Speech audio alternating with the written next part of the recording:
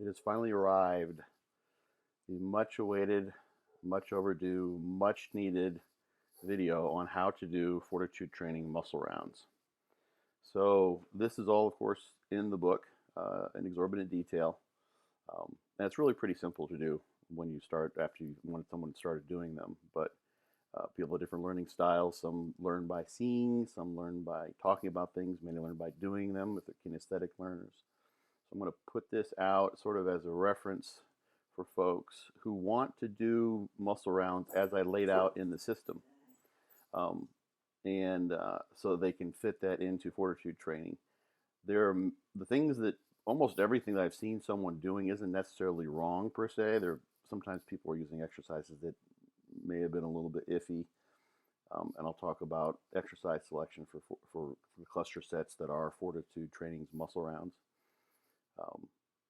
But other than that, there is some, I wouldn't call it magic. There's some rhyme and reason to how I structured things, but there's many ways to do cluster sets. I just don't want to have people confused thinking they're doing them as I set them out and not actually doing so. So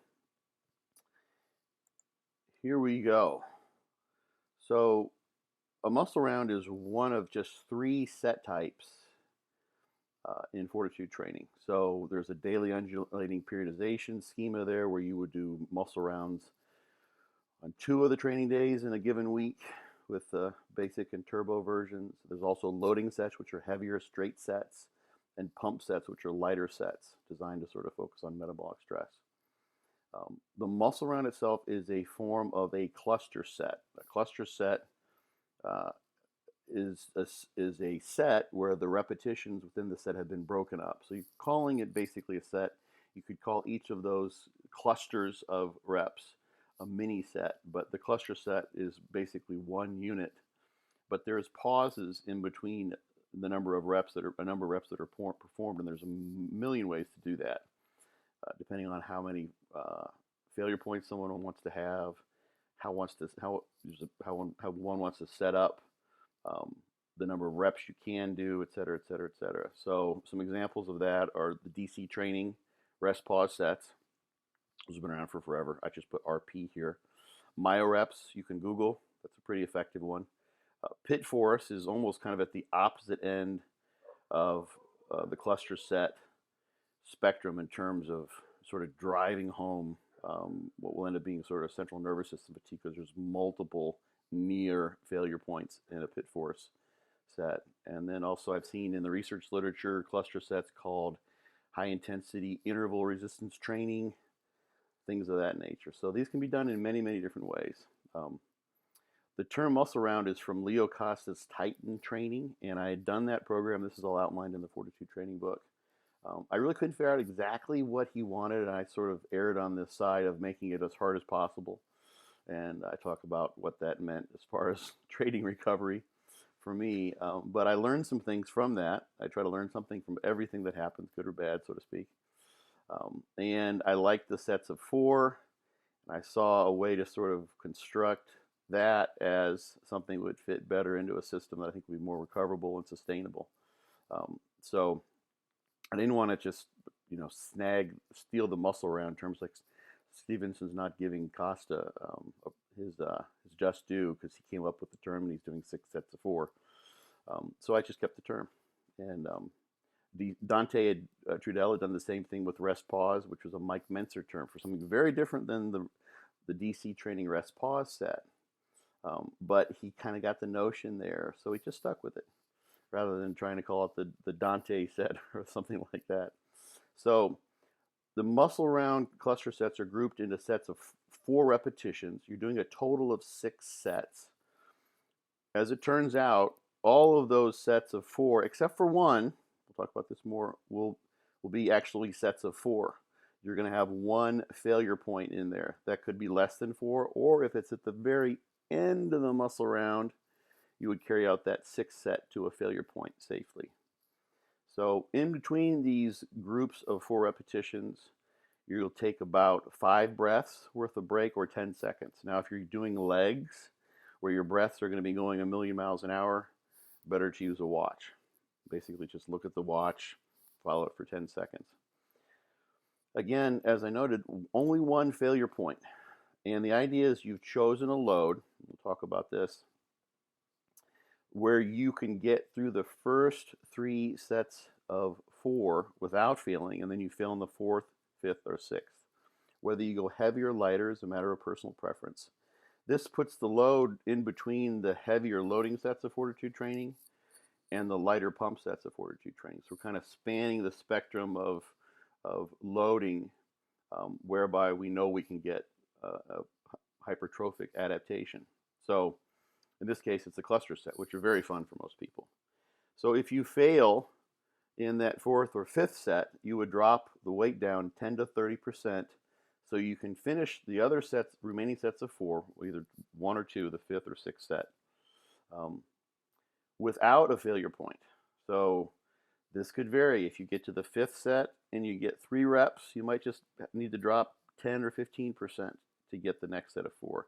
If you get crushed, barely get the 2nd rep of the 4th set, if you want to get the 5th and the 6th set of 4, you're going to need to go down probably close to 30%. So you want to plan ahead for this. If you're using free weights or a plate-loaded machine, you want to have set up the weights such that you can strip easily and do your best job to kind of keep on that 10 seconds or 5 breaths between each set tempo. But if you don't, you don't.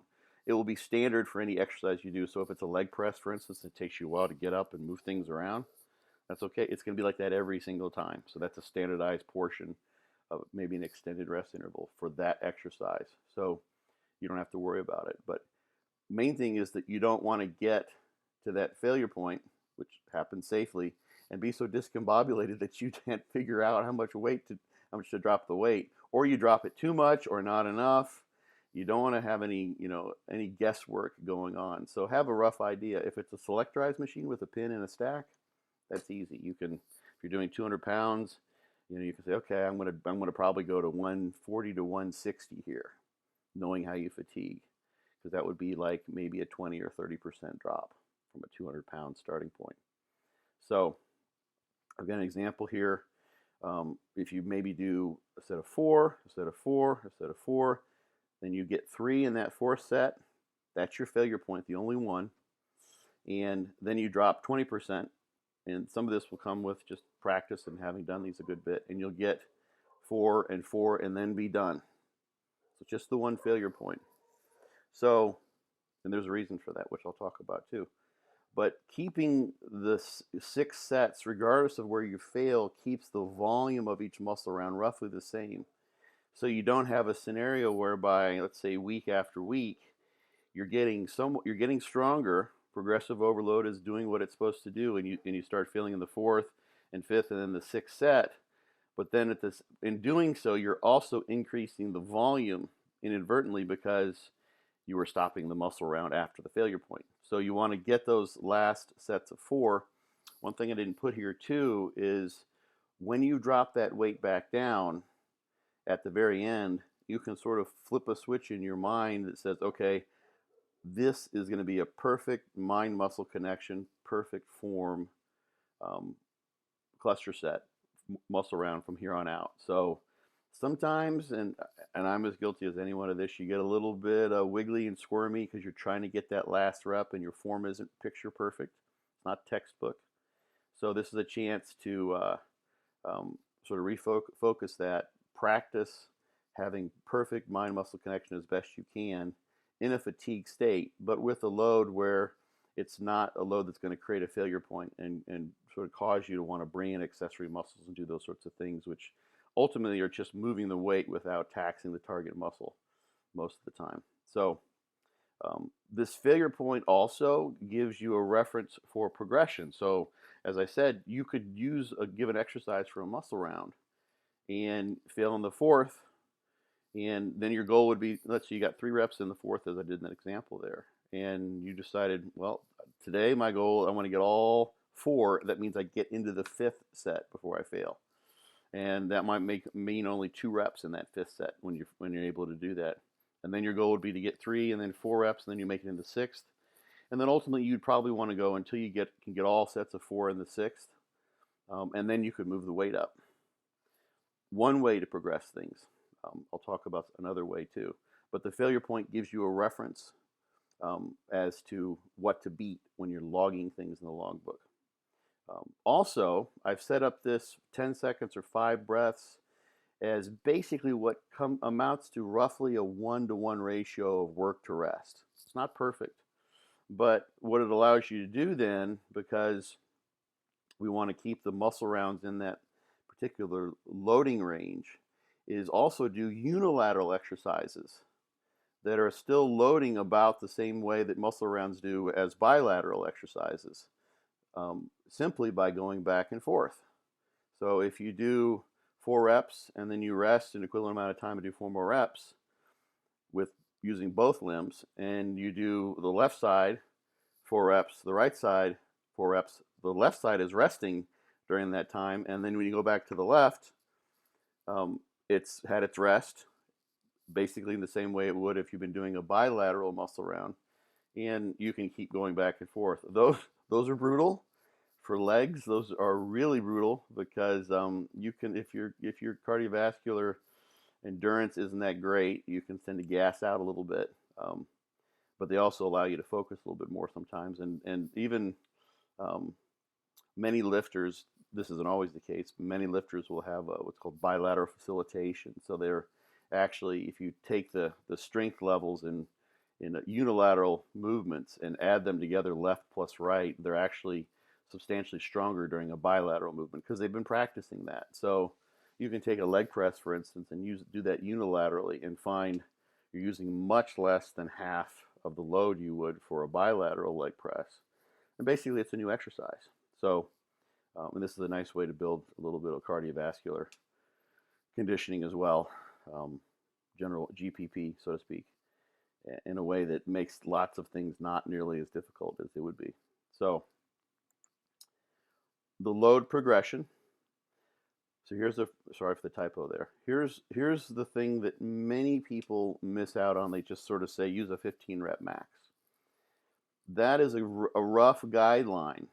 If you were to take a load that you could lift for 15 continuous repetitions before reaching a failure point, that's about the load that would get you probably into the 5th or 6th set of a muscle round. So if you've gotten, let's say, through all of the 5 sets of 4 in a muscle round, that's 20 reps. And so if you're taking a 15 rep max, continuous reps with none of the breaks of a cluster set, you can probably get at least 20 reps doing a cluster set with those pauses in there. So that was a really conservative starting point for most people, just to kind of get the hang of things. Some people aren't good with counting the breaths or paying attention to a watch. May not even like muscle rounds for that reason. Some people get mixed up with the 4 reps in 5 seconds. That kind of can throw them off, which is which. And if you need to do 5 reps in 5 seconds, then you could do that, and it's not going to be the end of the world, that's for sure. It does create a different, more of an endurance-oriented stimulus. You can actually tell a difference if you switch to 5s from 4s if you've been doing muscle rounds as I've set them out. So that's where you'd start. Just as a rough guess, most people who've been training or intermediate advanced know about the load they could lift for 15 reps if they really went for it. But then you want to progress. So the idea with muscle rounds in Fortitude training is progressive overload. So you want to continue to challenge so you can continue to create a stimulus for hypertrophic adaptation. That's kind of the goal here, to get as large as possible. So the loading sets really put a premium on progressive overload. The muscle rounds do, with some caveats, which I'll mention here. And the pump sets also can as well. If you're really progressive overload oriented, you can do that. Those are not necessarily, and that's a whole other topic that I've discussed in the book. They don't need to be logged in an OCD manner in order to try to move things forward, because there's many ways you can do pump sets. But the muscle rounds can be progressed in various ways. It kind of depends on the person. One way to do this is literally every time you come back to a given muscle group, let's say it's day 3 of the 4-day program, is you do that same exercise and you just bang away at it week by week, and try to get more reps before you hit that failure point, and then increase the load, et cetera, et cetera. You can also, if you like to train heavier, or the exercise lends itself to that, or lighter, you can choose a weight where you get into that sixth set before failing, and then only increase enough so that you can still get into the sixth set. So you're basically keeping your failure points at the end of the muscle round in the sixth set. That would be a lighter load, more endurance oriented. It might be better for people who have a hard time connecting with a muscle group very well. But if you like to train heavy and you find that heavier training is better for you in terms of turning on muscle growth and making gains, then you might just continue to increase load as long as you can keep getting through the first 3 sets of 4 before you hit a failure point in that fourth set of 4. So you can progress that way. And you could just stick with the same exercises week by week, or alternate every 2 or every 3. So I have the loading set up in some sort of more formalized pattern. Or you can do this in a very auto-regulated way. And this is what a lot of older guys need to do, people who kind of tend to get niggles, overuse types of injuries, tendonitis, things of that nature. The loading sets in Fortitude training are the ones that are really your go-to exercises that you like, that you can really pound away at because you know this from past experience. The muscle rounds, and especially the pump sets too, should be chosen, and this goes really for anybody, whatever your proclivity is or tendency and desire to want to like stick to the same exercise and pound away at them, are to be auto-regulated in a way that you don't do an exercise if it doesn't quite feel right. So if you have an overhead press, for instance, doesn't quite work for your shoulders that day, you warm up a little extra, it's just not doing it for you, do something different. Go to something else. It could be also, and I'll talk about this, the very section there on the exercise selection, that you need to change those exercises because of what you trained previously or some other circumstances. So these are very much something you can choose from on the fly in a sort of auto-regulatory fashion, but you still want to log them in some way, shape, or form. I suggest people put a logbook pool at the end of their logbook, so they have just like a section of several pages where they've got exercises or muscle groups with associated exercises, and they just sort of make note of how the loads they've been using, the number of reps, how far they're getting into the muscle round. That way you know what you've done. I use a flip book, so I can just flip back until eventually I see the exercise again, and then I'll know what I did. So another thing of note in logging too is that the order that you do them. So if you're keeping a logbook pool, you don't have it listed on a day's workout. If you do an exercise third versus first, obviously you're not going to get as many reps, or the load might have to be lower if before the failure point. The load might have to be lower if you do it at the end of your workout versus first. So that's something to make note of if you don't have an elephant's memory for those sorts of things. The rep execution. So we've already got these rest intervals that are characteristic of the cluster sets. In Fortitude training, and there's a reason for this that I outline in the book, I like to have people do their reps as continuously as possible. So when you're doing 4 reps, you do 1, 2, 3, 4. No pauses, no breaks. So you can kind of eke out another rep, because what that does is increases the number of really rough grinder reps, which are the fun ones. But doing too many of those can have an inadvertently large impact upon your recovery relative to the stimulus that you get. So if you are someone who likes to be a grinder, and you sort of imagine that if you put the weight down without getting the reps, there's a gun to your head, and the worst case scenario is gonna go down. Then you want to like kind of extend the set out. Those are just diabolical. That's actually what is the widowmaker in dog crap training, and those are highly effective, but they have to be severely limited. You can't do those, especially for large muscle groups, or full body type exercises like deadlifts or squatting movements, without paying the piper. So that's why, in general, I have this throughout the Fortitude training program, that you do the reps continuously. So you get in the volume And this is a bit tough to do because you can kind of see the coming fatigue and you want to stop and forestall it so you can get more reps. There's a learning curve there for people who haven't trained this way before. But it allows you, ideally, to accrue more volume without getting those poor bang for your buck reps that can happen when you're just eking things out and really kind of beating your central nervous system over the head for little return in terms of muscular stimulus. So continuous reps, and you just, when you reach failure, and if that's at the end of the muscle round, then you're done. If it's in the fourth or fifth set, you drop the weight down, and then you do continuous reps in those last few sets. So exercise selection, this is very important too. The idea is that while we're doing the cluster set of the muscle round, you're not spending time, or you're not spending, energy and creating fatigue in any way, shape, or form, cardiovascular, what have you, by racking and unracking the weight.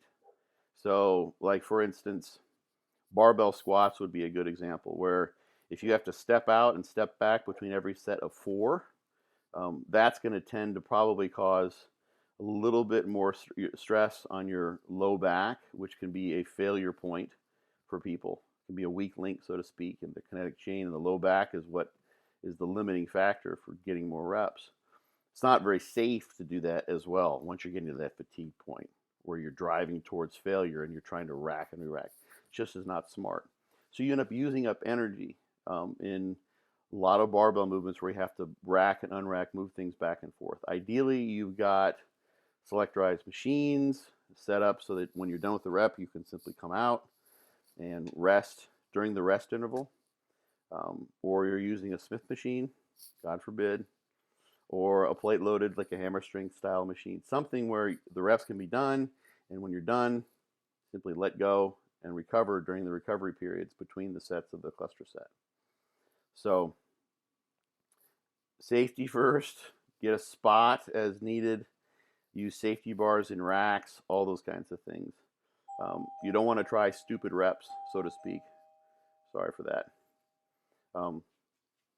As a note, you can also get power hooks. If you find these, I'm not sure if the site still has them, but powerhooks.com used to be the site, and those hook onto dumbbells. And so if you want to use dumbbells, which fall prey to this issue with having to hoist the dumbbells into place, for instance, for overhead presses or just flat presses, you can get these hooks, and those will hook them on a bar. It's all on the site, sort of self-explanatory, and that will allow you to just do the reps and then hook it mainly as you would a barbell, without expending energy racking and re-racking.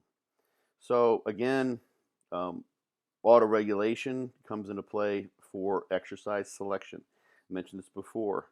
So it's your choice. It would be based on the previous training. So let's say you're training chest for muscle rounds, and you've done previously in that week a good bit of decline-based, lower pec work-based movements. And you can sense, knowing what you trained, and when you stretch out, you sense in the soreness that you haven't hit the upper chest as well that week. That's when you choose more upper chest movements for an incline press of some sort, incline fly or what have you, for the pecs, for the chest, when you're doing muscle rounds. This would apply also for pump sets too. You're doing this on the fly, so you're basically sort of, it's somewhat of artistic in nature, in that you're paying attention to your recovery state in the muscle in terms of when you choose the exercise. I also listed here PRS for the day. That's perceived recovery state. This is something I use with my clients.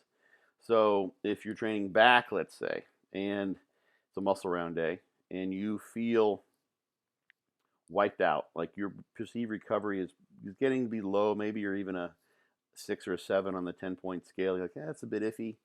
That's not the day to maybe do heavy barbell rows, which you can do if you've got to set up in a rack for muscle rounds. One of my favorite muscle rounds to do. But it might be a better day to do something that doesn't have as much central nervous system taxation, so you don't have as much stabilizer muscle activation. You're not standing up with the weight. You might do a seated, even supported row, something that's more focused on the main target muscle, which would be your lats in this case.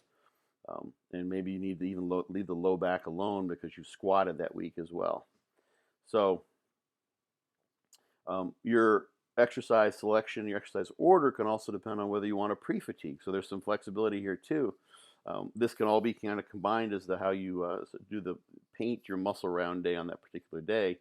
If you know that you've been taxed pretty heavily in a general central way, you might want to do, let's say you're training legs, thighs, quads, hams, adductors, etc. You might end up on that particular day not doing like Smith squats when you're really wiped out, but instead doing a muscle round for knee extensions, a muscle round for hamstring curls, and then a unilateral muscle round. Just finish off. Those can be taxing. It depends on how well you handle those, or maybe just a leg press as a compound movement. So very much up to the individual. I think it can be a mistake to have too much pre-programming in systems where you go in and there's a little voice in the back of your head that says, I think I shouldn't be doing this. This is taken care of with how the exercises are selected and ordered and chosen in Fortitude training. So another important thing is you really only want to do one muscle round for a given exercise on a given day. It's a time saver. I've seen people who just went in and the overview sheets for Fortitude training call for let's say 3 muscle rounds, and they just do all 3 for one exercise. But that is going to recruit the same motor units. Basically, you're hitting the same muscle from the same quote-unquote angle, which could very much apply if it's like the pec, for instance, a pinnated muscle. So angle does matter there.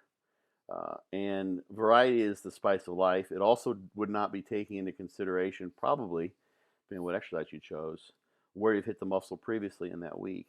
So having some variety and doing different exercises is basically the way I like to see things done. I think it makes more sense in terms of creating complete muscular growth as best as possible. And there's data to support that as well. So that being said, I think I've covered all the basics here. God, I'm gonna hit myself over the head if there's something important I've forgotten. But hopefully this makes sense to everyone. You can find me at fortitudetraining.net, drscottstevenson.com. Let me show you a video here of myself. I'll just kind of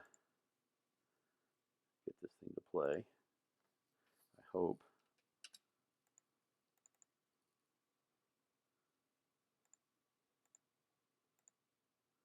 Oh, come on now. We'll give it a second. Hopefully this will play for us.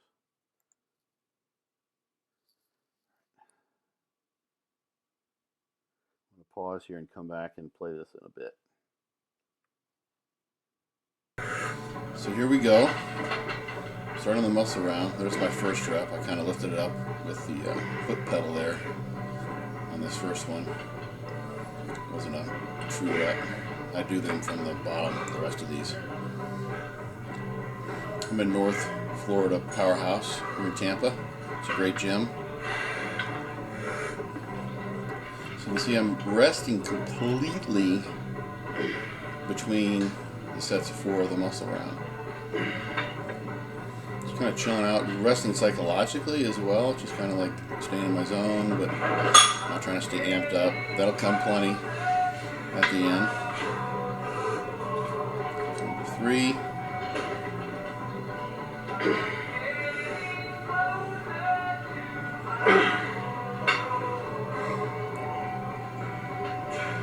So not holding the weight. Sometimes I've seen people do, for instance, bicep curls, and they'll try to hold the weight in between, which obviously doesn't give the forearms any rest. Not the best way to do it.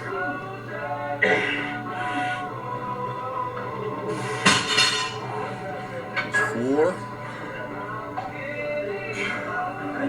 So this one I can tell I'm going to make it into the 6th set if I can get 4 here. So I'm just thinking get 4 more reps. 2, 3,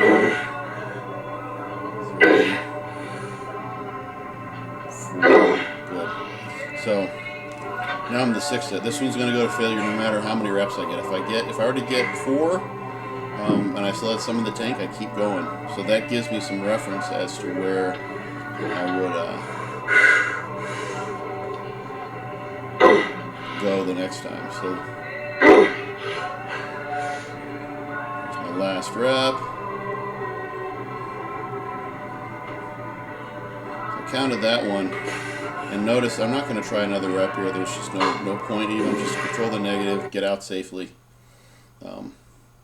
There's no juice left. So that is an example of a muscle round. There's tons of those on my Instagram, Fortitude_training. You can find me on Facebook as well. If you Google integrated bodybuilding, you'll find you can find that integrated bodybuilding business page on Facebook. DrScottStevenson.com, FortitudeTraining.net. Hopefully, even if you don't want to have anything to do with Fortitude training, generally speaking, there were some ideas here that will be helpful for you. So that's my hope, at least. Thank you for listening, and see you next time.